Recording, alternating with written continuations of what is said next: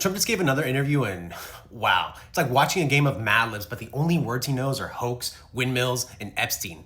Let's break down the highlights, or lowlights, depending on how many brain cells you're willing to sacrifice. I never went to the island, but Larry Summers, I hear, went there. He was the head of Harvard.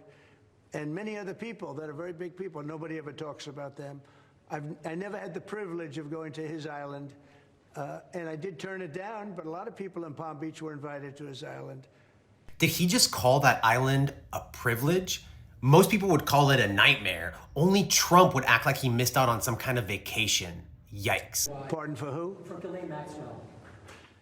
Well, I'm allowed to give her a pardon, but nobody's approached me with it. Nobody's asked me about it. Yeah, we know you're loud, but that's not the question. The real question is, why is that even on your mind? And why is it so hard for him to say, no, I will not pardon a convicted trafficker? Mr. President, you have said that you have not been briefed on the Epstein files, or your name has not appeared in the Epstein files.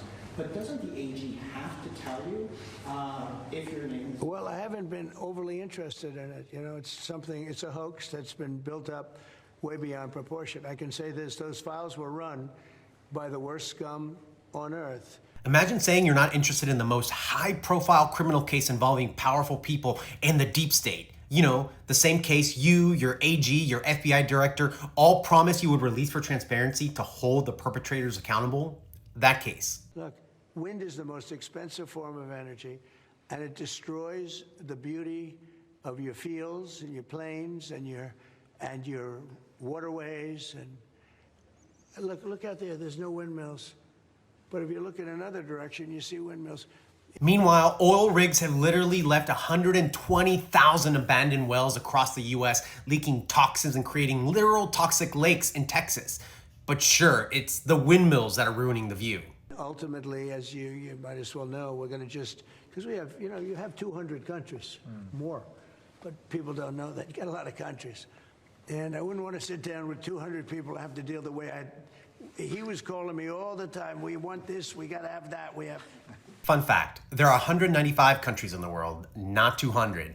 And you would think that the President of the United States, who's negotiating our trade policy, would know that. We're not bartering Pokemon cards, we're talking trade policy.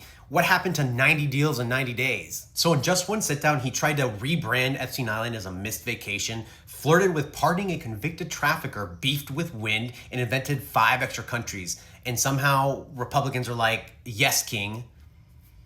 Follow for more because the circus never packs up.